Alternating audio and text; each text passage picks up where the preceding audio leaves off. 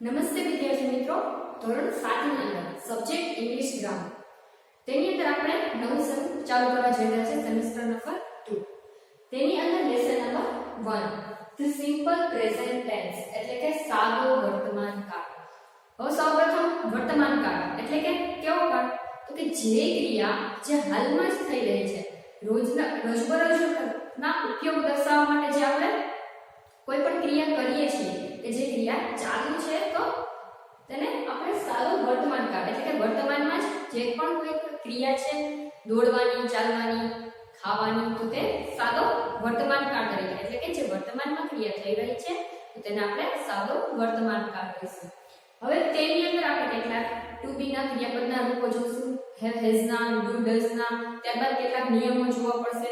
ત્યારબાદ આપણે ખ્યાલ આવશે કે કેવી રીતે એક્સરસાઇઝ અંદર ફિલઅપ કરવી અને નિયમો શું છે અને તેના આધારે કઈ રીતે એક્સરસાઇઝ ફિલઅપ કરવી. તો જોઈએ પહેલું શું છે, ટુ બી ક્રિયાપદના સાદા વર્તમાન કાળના રૂપ એટલે કે ટુ બી ના ક્રિયાપદના સાદા વર્તમાન કાળના રૂપ શું છે. તો હવે તમારે આ તમે 7th સ્ટાન્ડર્ડમાં પહોંચી ગયા છો, અગાઉના ધોરણમાં તમને એ આવી જ ગયું છે કે સાદા વર્તમાન કાળમાં પહેલો પુરુષ, પ્રથમ પુરુષ એકવચન, બીજો પુરુષ એકવચન હોય ત્યારે શું આવે? તો એમ ઇઝ આર આવે. તો તે અગાઉ આપણે જોઈ ગયા છીએ, તમારા સ્ટાન્ડર્ડમાં અગાઉ આવેલું છે એટલે આઈ હોપ કે તમને તે આવડતું હશે. તો પણ આપણે અહીંયા એકવાર શીખશું કે શું આવશે.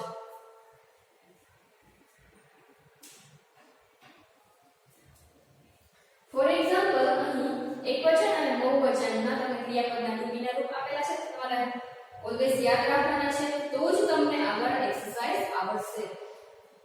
આઈ, યુ, હી, શી, ઇટ ત્રી શું છે? એકવચન છે અને વી, યુ, ધે બહુવચન છે. આઈ નું વી, યુ નું યુ અને હી, શી, ઇટ નું શું થશે? ધે. તો પ્રથમ પુરુષ એકવચન આઈ હોય તો તેની સાથે ક્યુ આવશે ક્રિયાપદનું રૂપ ટુ બી નું એમ, અને બહુવચન હોય તો આઈ નું બહુવચન વી અને તેની સાથે શું આવશે ટુ બી નું ક્રિયાપદનું રૂપ આર. તેવી જ રીતે બીજો પુરુષ એકવચન યુ અને બીજો પુરુષ બહુવચન યુ હોય તો તેની સાથે શું આવે છે? આર. તમારે સિમ્પલ યાદ રાખવાનું છે કે બંને એકવચન અને બહુવચન યુ હોય તો તેની સાથે આર જ આવે છે. ત્યારબાદ છે ત્રીજો પુરુષ એકવચન હી, સી, ઇટ. હવે હી, સી, ઇટ સાથે શું આવે છે? ઇઝ આવશે અને ધે હી, સી, ઇટ નું બહુવચન શું થાય છે? ધે. ધે સાથે શું આવશે? આર. ઇન શોર્ટ કે બહુવચનના બધામાં આર આવે છે, જ્યારે આઈ સાથે એમ, યુ સાથે આર અને હી, સી, ઇટ હોય તો ઇઝ. ટોટલ એમ, ઇઝ અને આર ત્રણ છે તે ટુ બી ના સાદા વર્તમાન કાળના ક્રિયાપદના રૂપ છે. તમારે ખાસ કરીને યાદ રાખવાનું છે કે એમ, ઇઝ, આર છે તે કોની સાથે આવે છે? આઈ હોય તો એમ, વી, યુ, ધે અને એક ત્રીજો પુરુષ એકવચન યુ હોય તો આર અને હી, શી, ઇટ સાથે ઇઝ આવશે. ઈઝી છે, તમારે આઈ હોપ કે તમને યાદ જ હશે. હવે ત્યારબાદ છે હેવ, હેઝ ના સાદા વર્તમાન કાળના રૂપ. તમને ખ્યાલ હશે કે હેવ, હેઝ કોની સાથે આવે છે તે આપણે અગાઉ જોઈ ગયા છે કે આઈ, યુ, હી, શી, ઇટ એકવચન અને વી, યુ, ધે બહુવચન. અહીંયા પણ સેમ એ જ છે કે આઈ, યુ, હી, શી, ઇટ છે તે એકવચન છે અને તેના બહુવચન આગળ શું છે? વી, યુ, ધે. તો હેવ, હેઝ કોની સાથે આવે છે? તો પ્રથમ પુરુષ એકવચન આઈ તેની સાથે હેવ આવે છે, બીજો પુરુષ એકવચન યુ તેની સાથે શું આવે છે? હેવ, અને ત્રીજો પુરુષ એકવચન હી, શી, ઇટ સાથે શું આવે છે? હેઝ. હવે બહુવચનમાં વી, યુ અને ધે બંને ત્રણે સાથે શું આવે છે? Have. Only one he, she, it હોય તો જ હેઝ આવે છે. એટલે કે ત્રીજો પુરુષ એકવચન કે કોઈ વ્યક્તિનું નામ આપેલું હોય અથવા તો કોઈ પણ વસ્તુ હોય તો તેની સાથે શું આવે છે? ઇઝ, હેઝ આવે છે. બાકી બધાની સાથે શું આવે છે? હેવ આવશે.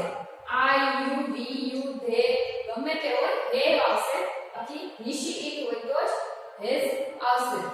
ત્યારબાદ છે રોજિંદી અથવા ટેવવશ થતી ક્રિયાઓ દર્શાવવા માટે ટુ રન ક્રિયાપદના સાદા વર્તમાન કાળના રૂપ. હવે આપણે રોજિંદી ટેવવશ ક્રિયા એટલે કે દોડવાની, ખાવાની, ચાલવાની, લખવાની, બોલવાની એ બધી આપણી રોજિંદી ક્રિયાઓ છે. તો હવે એકવચન અને બહુવચન સાદા વર્તમાન કાળની અંદર ટુ રન નો ઉપયોગ આપણે ફોર એક્ઝામ્પલ તરીકે લીધેલો છે. જો પ્રથમ પુરુષ એકવચન, બીજો પુરુષ એકવચન, ત્રીજો પુરુષ એકવચન અને બહુવચનમાં શું શું હોય? તો I run. અહીંયા જોયું છે તમે? જોઈ શકો છો.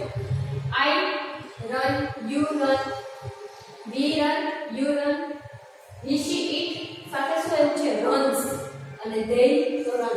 હવે તમને એક અને ખ્યાલ હોવો જોઈએ કે he, she, it સાથે runs કેમ આવે છે? s પ્રત્યય કેવી રીતે આવે છે? બાકી બધામાં તો સિમ્પલી run જ છે, પરંતુ he, she, it સાથે જ કેમ runs આપેલું છે? તો તેના આપણે કેટલાક નિયમો જોઈએ હવે કે શા માટે ત્રીજો પુરુષ એકવચન એટલે he, she, it હોય તો શું આવે?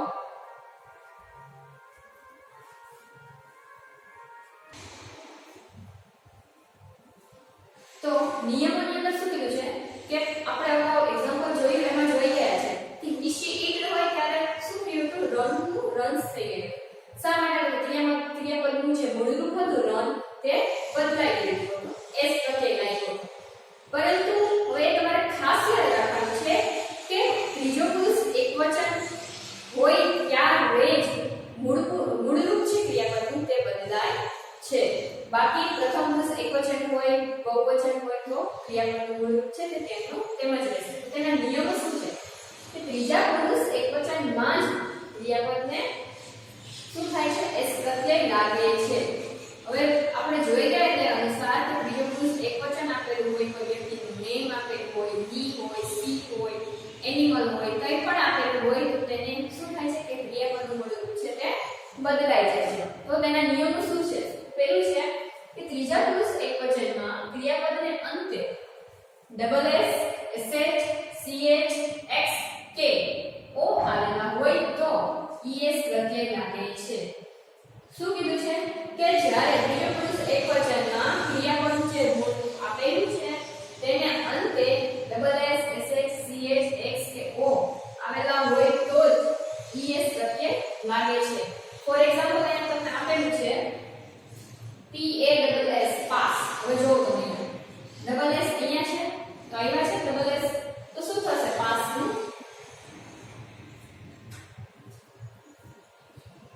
પાસ છે તો પાસ નું શું થઈ જશે? શું કીધું છે? અંતે es પ્રત્યય લાગે છે તો પાસ નું પાસીસ.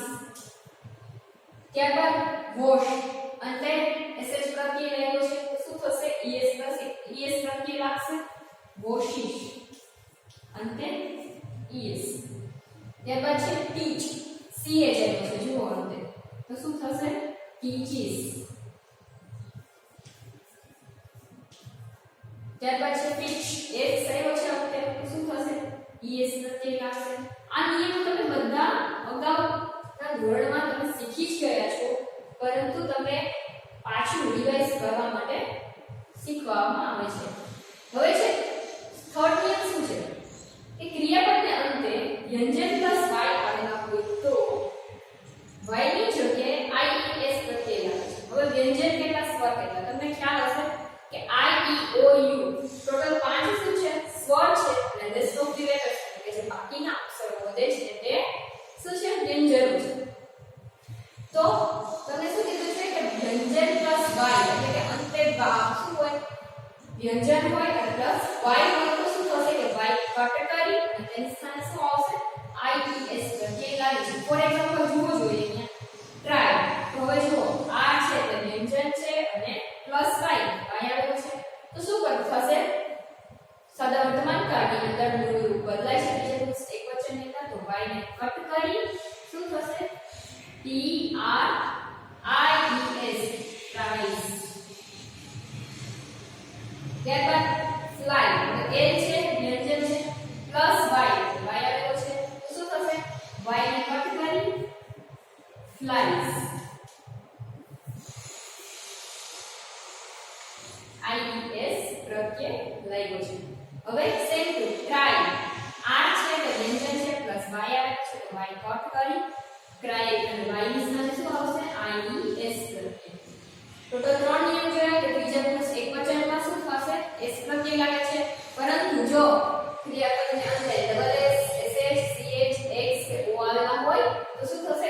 es પ્રત્યય લાગે છે અને વ્યંજન પ્લસ y હોય તો y ની સ્થાને શું આવશે? ies પ્રત્યય લાગે છે. હવે છે નેક્સ્ટ નિયમ શું કીધું છે કે ક્રિયાપદને અંતે સ્વર પ્લસ y આપેલો હોય હોય તો s પ્રત્યય વ્યંજન પ્લસ y હોય તો શું થશે ies પ્રત્યય પરંતુ અહીંયા તમને શું આપેલું છે સ્વર પ્લસ y છે સ્વર પ્લસ y હોય તો શું થશે s પ્રત્યય લાગશે y કટ થશે નહીં ઓન્લી s પ્રત્યય લાગશે જો વ્યંજન પ્લસ y હોય તો y કટ થાય છે અને ies પ્રત્યય લાગે છે પરંતુ સ્વર પ્લસ y હોય તો શું થશે કે y કટ થશે નહીં પરંતુ ઓન્લી s પ્રત્યય લાગશે ies પ્રત્યય લાગશે નહીં તો ફોર એક્ઝામ્પલ આપણે અહીંયા જોઈએ play પ્લે હવે જુઓ a સ્મોલ પ્રોડક્ટ કેટલા છે 5 છે a i e o u 5 થઈ ગયા તો અહીંયા શું આવ્યું છે સ્વર પ્લસ y આવેલો છે a છે જે સ્વર છે અને પ્લસ y આવ્યો છે તો હવે y કટ થશે નહીં પરંતુ ડાયરેક્ટ શું લાગશે ઓન્લી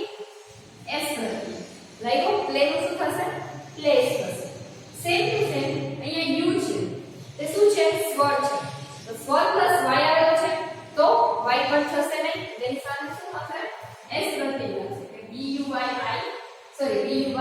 s by નું શું થશે બાઈસ સે નું શું થશે સેસ કારણ કે a છે તે શું છે સ્વર છે હવે તેવી જ રીતે રોજિંદી અથવા પેપર્સ ક્રિયાઓ દર્શાવવા માટે ઓલવેઝ નેવર અને સમટાઇમ્સ નો ઉપયોગ થાય છે તો તમારે છે ને જ્યારે ઓલવેઝ નેવર સમટાઇમ્સ આવે ત્યારે એ યાદ રાખવું કે એ છે ને સાદો વર્તમાન કાળનું રૂપ છે કારણ કે આપણે રોજિંદી ક્રિયાઓ દર્શાવવા માટે હંમેશા શું યુઝ કરીએ છીએ કે ઓલવેઝ નેવર સમટાઇમ્સ જેવા વર્ડનો યુઝ કરે છે આ તમારે